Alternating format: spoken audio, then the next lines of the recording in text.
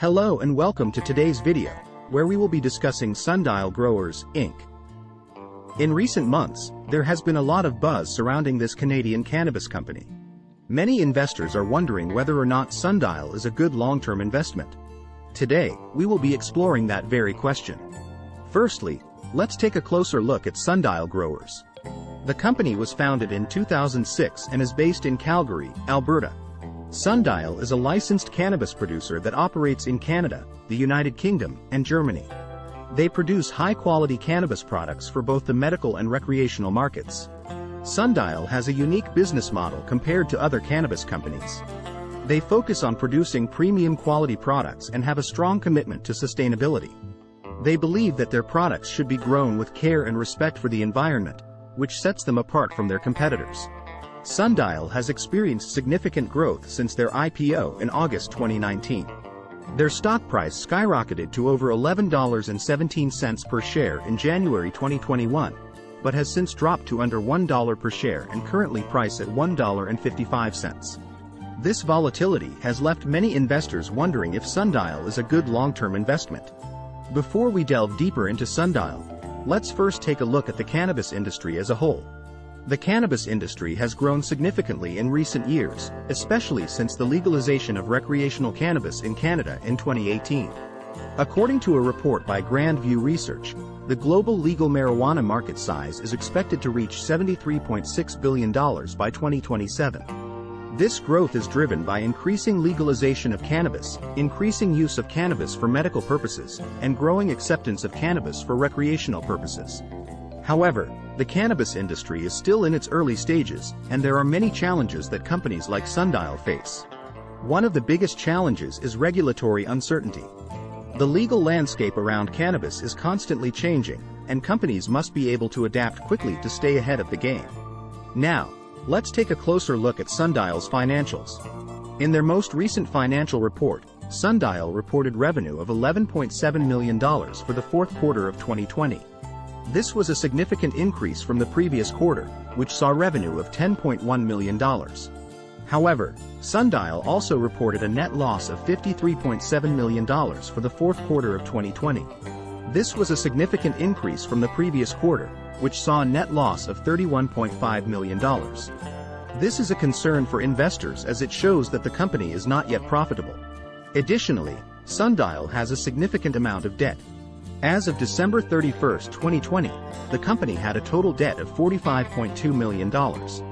This is a concern for investors as it can limit the company's ability to invest in growth opportunities.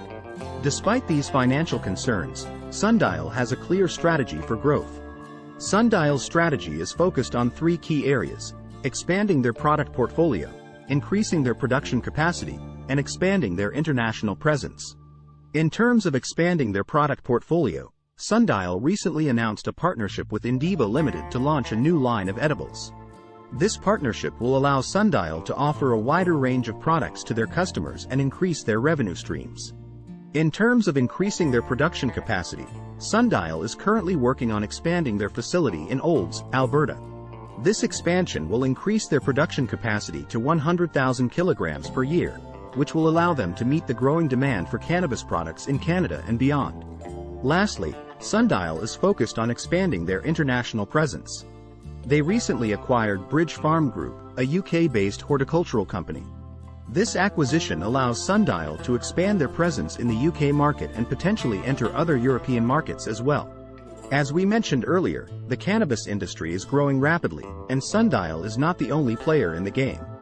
There are many other companies in the industry that are vying for market share and trying to establish themselves as leaders in the space. Some of Sundial's main competitors include Aurora Cannabis, Canopy Growth Corporation, and Tilray.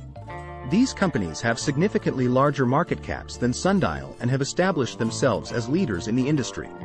However, Sundial has a unique business model and has focused on producing high-quality, sustainable products. This sets them apart from their competitors and could be a key advantage in the long run. Now that we've looked at Sundial's financials, strategy, and competition, the big question is Sundial a good long-term investment? The answer is not straightforward. While Sundial has a clear strategy for growth, they still have a significant amount of debt and are not yet profitable. Additionally, the cannabis industry is still in its early stages, and there is a lot of regulatory uncertainty. However, Sundial has a unique business model, and their focus on producing sustainable, high-quality products could be a key advantage in the long run. Additionally, their partnerships and acquisitions show that they are committed to expanding their product portfolio and international presence. Ultimately, whether or not Sundial is a good long-term investment depends on your investment strategy and risk tolerance. If you are willing to take on some risk and believe in Sundial's unique business model and growth strategy, then it could be worth considering as a long-term investment. In conclusion, Sundial Growers is a Canadian cannabis company that has experienced significant growth since its IPO in 2019. While they have a clear strategy for growth, they still face significant financial challenges and competition in the cannabis industry. Whether or not Sundial is a good long-term investment depends on your investment strategy and risk tolerance. While there is no clear answer, Sundial's unique business model and focus on sustainability could be a key advantage in the long run. As always, we encourage you to do your own research and consult with a financial advisor before making any investment decisions.